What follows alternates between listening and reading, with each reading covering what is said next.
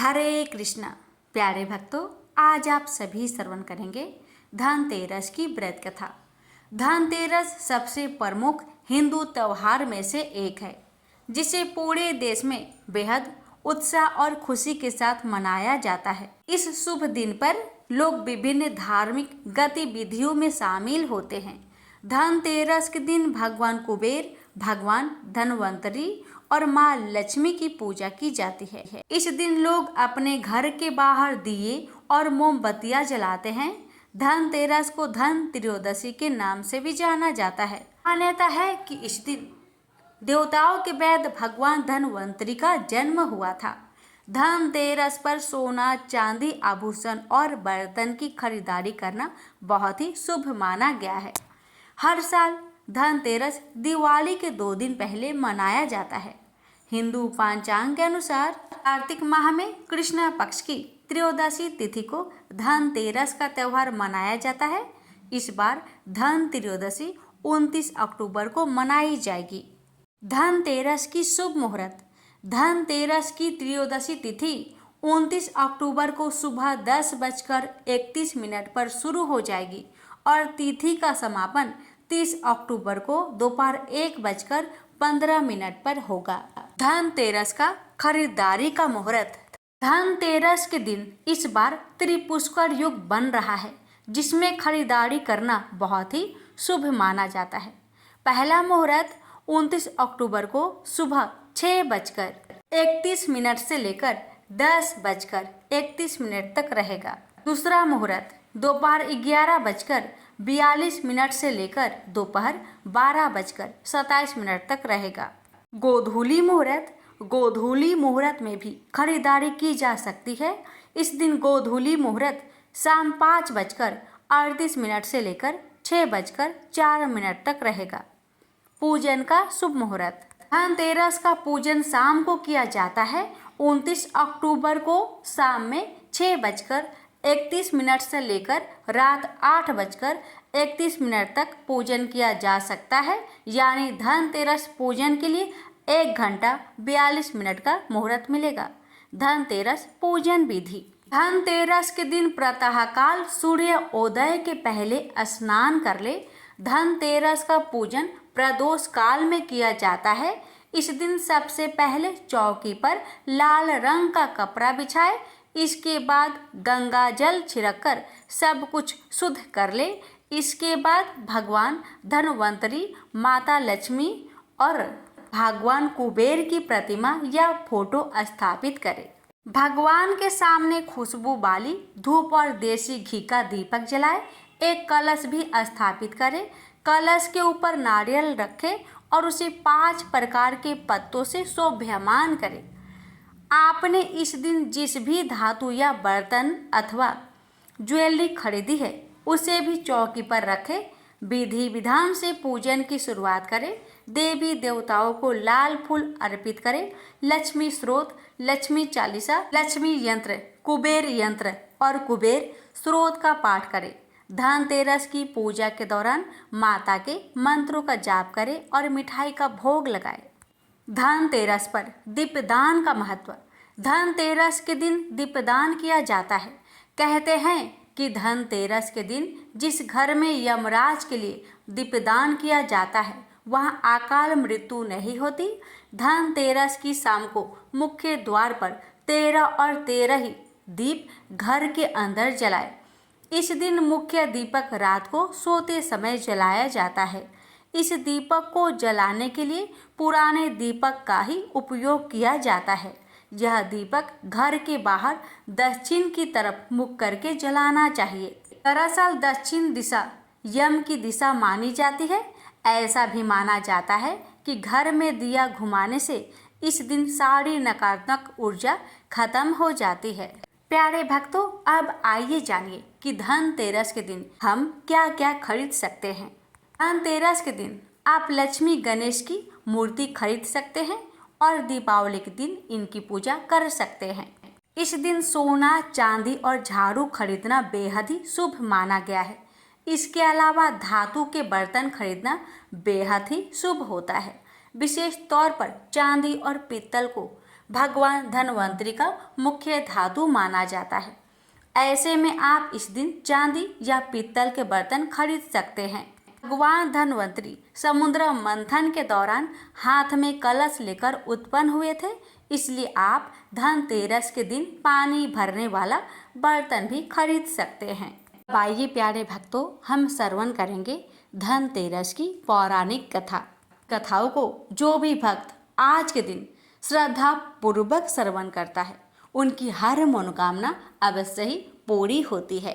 किंतु एक बात का विशेषकर ध्यान रखें कि व्रत के दौरान कथा को आधा अधूरा ना छोड़े, क्योंकि आधा अधूरी कथा श्रवण करने से व्रत का पूर्ण फल प्राप्त नहीं होता। इसलिए आप सभी भक्तों से हमारा निवेदन है कि इस कथा को बड़े ही श्रद्धा भाव से पूरा अवश्य सुनिएगा। हे भगवान जी, हे माता रानी, आपकी कथा कहने वाले, सुनने वाले, हुक्कार भरने वाले सभी भक्तों पर अपनी कृपा सदा सर्वदा बनाए रखना। हर भक्तों की हर मनोकामना को पूर्ण करना, जिससे आपकी भक्तों का भला हो। आप सभी भक्तों की मंगल कामना को करते हुए आज की कथा को शुरू करते हैं। धनतेरस की कहानी। भारत त्योहारों का देश है। विभिन्न त्योहारों पर अलग अलग पौराणिक कथाएं प्रचलित है। इसी प्रकार धनतेरस पर भी यमराज भगवान की एक कथा बहुत प्रचलित है। कथा कुछ इस प्रकार है। पुराने जमाने में एक राजा हुए थे, राजा हिम। उनके यहाँ एक पुत्र हुआ तो उसकी जन्म कुंडली बनाई गई। ज्योतिषियों ने कहा कि राजकुमार अपनी शादी के चौथे दिन सांप के काटने से मर जाएगा। इस पर राजा चिंतित रहने लगे। जब राजकुमार की उम्र 16 साल की हुई तो उसकी शादी एक सुंदर, सुशील और समझदार राजकुमारी से कर दी गई। राजकुमारी माँ लक्ष्मी की बड़ी भक्त थी। राजकुमारी को भी अपने पति पर आने वाली विपत्ति के विषय में पता चल गया। राजकुमारी काफी दृढ़ इच्छा शक्ति वाली थी। उसने चौथे दिन का इंतजार पूरी तैयारी के साथ किया। जिस रास्ते से सांप की आने की आशंका थी, वहां सोने चांदी के सिक्के और हीरे जवाहरात आदि बिछा दिए गए। पूरे घर को रोशनी से जगमगा दिया गया। कोई भी कोना खाली नहीं छोड़ा गया, यानी सांप के आने के लिए कमरे में कोई रास्ता अंधेरा नहीं छोड़ा गया। इतना ही नहीं, राजकुमारी ने अपने पति को जगाए रखने के लिए उसे पहले कहानी सुनाई और फिर गीत गाने लगी।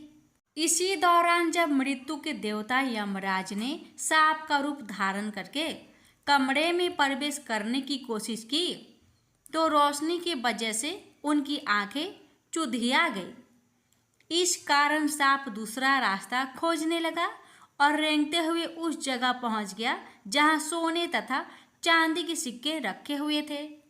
डसने का मौका न मिला देख विषधर भी वहीं कुंडली लगाकर बैठ गया और राजकुमारी के गाने सुनने लगा।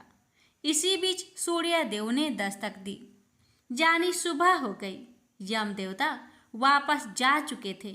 इसी तरह राजकुमारी ने अपने पति को मौत के पंजे में पहुंचने से पहले ही छुड़ा लिया। यह घटना जिस दिन घटी थी वह धनतेरस का दिन था, इसलिए इस दिन को यम दीपदान भी कहते हैं। भक्तजन इसी कारण धनतेरस की पूरी रात रोशनी करते हैं। प्रेम से बोलिए श्री हरि लक्ष्मी नारायण भगवान जी की जय, यमराज भगवान जी की जय। कहा जाता है कि एक समय भगवान विष्णु मृत्यु लोक में विचरण करने के लिए आ रहे थे। तब लक्ष्मी जी ने भी उनसे साथ चलने का आग्रह किया। तब विष्णु जी ने कहा, यदि मैं जो बात कहूँ तुम अगर वैसा ही मानो तो फिर चलो। तब लक्ष्मी जी उनकी बात मान गई और भगवान विष्णु के साथ भूमंडल पर आ गए। कुछ देर बाद एक जगह पर पहुंचकर भगवान विष्णु ने लक्ष्मी जी से कहा कि जब तक मैं न आऊं तुम यहाँ ठहरो। मैं दक्षिण दिशा की ओर जा रहा हूँ, तुम उधर मत आना। विष्णु जी के जाने पर लक्ष्मी जी के मन में कौतूहल जागा कि आखिर दक्षिण दिशा में ऐसा क्या रहस्य है जो मुझे मना किया गया है, और भगवान स्वयं चले गए। लक्ष्मी जी से रहा ना गया और जैसे ही भगवान आगे बढ़े, लक्ष्मी जी भी पीछे पीछे चल पड़ी। कुछ ही आगे जाने पर उन्हें सरसों का एक खेत दिखाई दिया जिसमें खूब फूल लगे थे।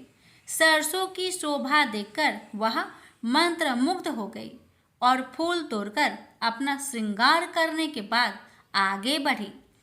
आगे जाने पर एक गन्ने के खेत से लक्ष्मी जी गन्ने तोड़कर उसका रस चूसने लगी। उसी क्षण विष्णु जी आए और यह देख लक्ष्मी जी पर नाराज होकर उन्हें श्राप दे दिया कि मैंने तुम्हें इधर आने को मना किया था, पर तुम न मानी और किसान की चोरी का अपराध कर बैठी।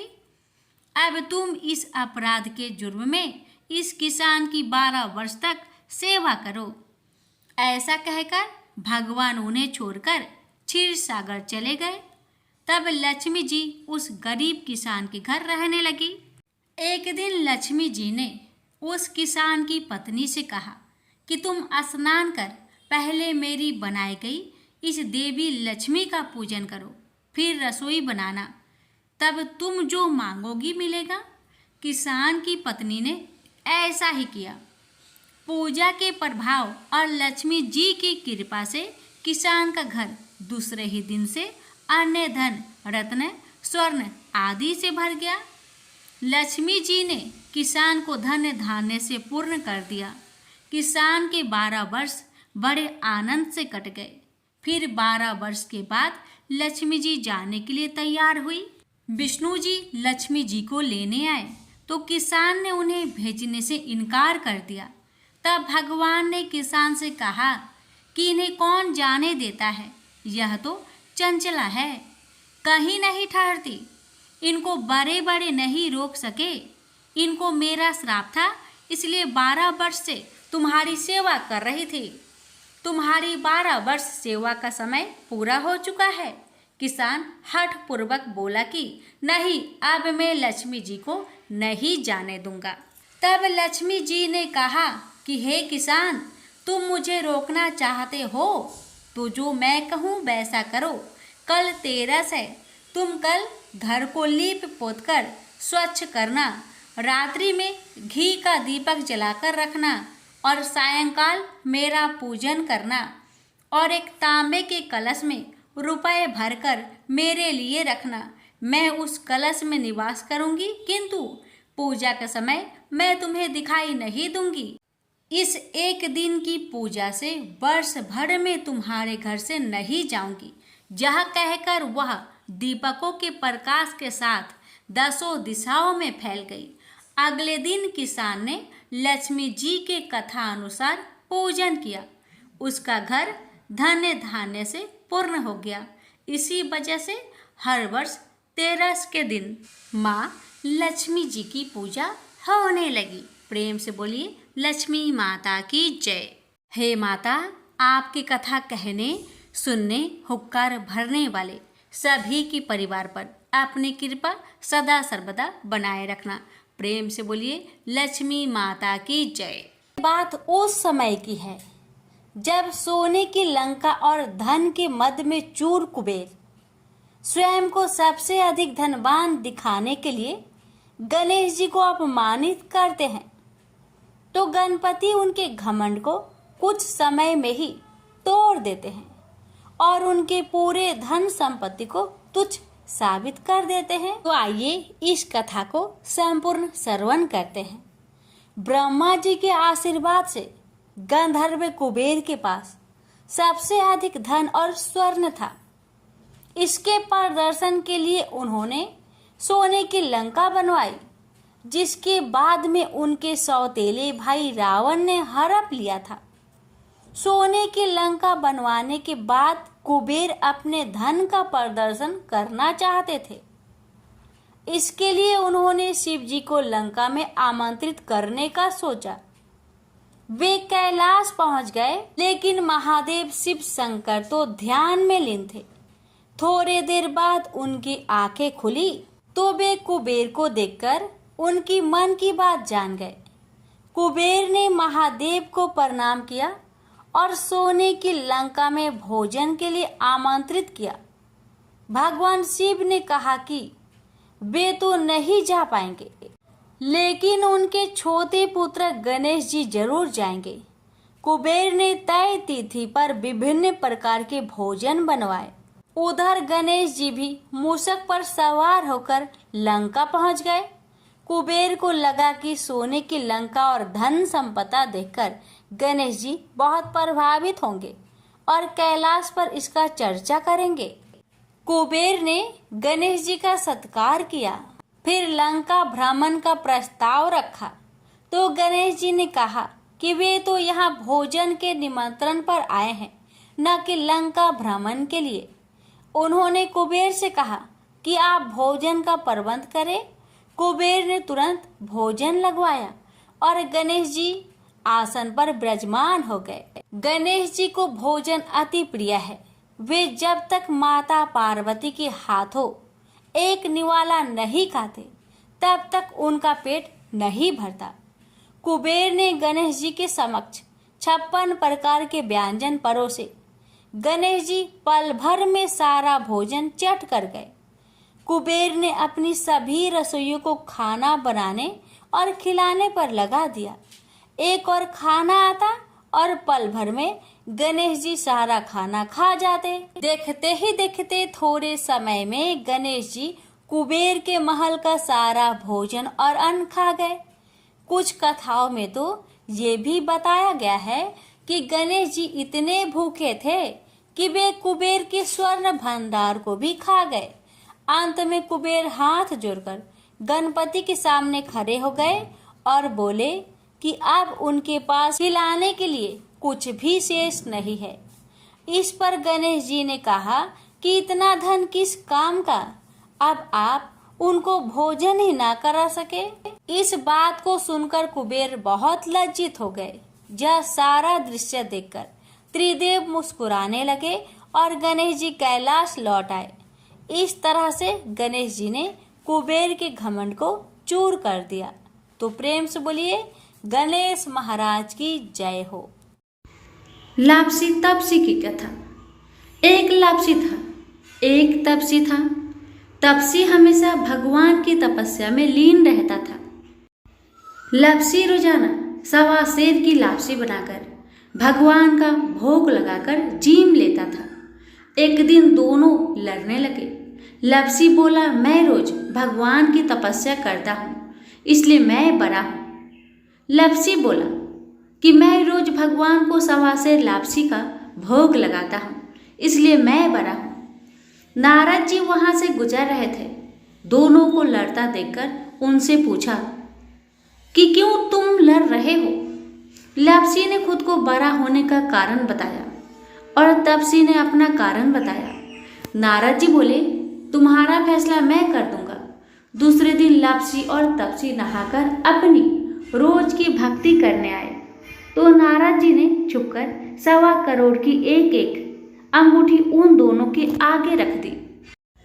तपसी की नजर जब अंगूठी पर पड़ी तो उसने चुपचाप अंगूठी उठाकर अपने नीचे दबा ली। लापसी की नजर अंगूठी पर पड़ी लेकिन उसने ध्यान नहीं दिया। भगवान को भोग लगाकर लापसी खाने लगा। नारद जी सामने आए तो दोनों ने पूछा कि कौन बड़ा। तो नारद जी ने तपसी को खड़ा होने को कहा। वो खड़ा हुआ तो उसके नीचे दबी अंगूठी दिखाई पड़ी। नारद जी ने तपसी से कहा, तपस्या करने के बाद भी तुम्हारी चोरी करने की आदत नहीं गई, इसलिए लापसी बड़ा है और तुम्हें तुम्हारी तपस्या का कोई भी फल नहीं मिलेगा। तपसी शर्मिंदा होकर माफी मांगने लगा। उसने नारद जी से पूछा, मुझे मेरी तपस्या का फल कैसे मिलेगा। नारद जी ने कहा, यदि कोई गाय और कुत्ते की रोटी नहीं बनाएगा तो फल तुझे मिलेगा। यदि कोई ब्राह्मण को भोजन करवाकर दक्षिणा नहीं देगा तो फल तुझे मिलेगा। यदि कोई साड़ी के साथ ब्लाउज नहीं देगा तो फल तुझे मिलेगा। यदि कोई दिए से दिया जलाएगा तो फल तुझे मिलेगा। यदि कोई सारी कहानी सुने लेकिन तुम्हारी कहानी नहीं सुने तो फल तुझे मिलेगा। उसी दिन से हर व्रत कथा कहानी के साथ लापसी तापसी की कहानी भी सुनी और कही जाती है। प्रेम से बोलिए लक्ष्मी नारायण की जय।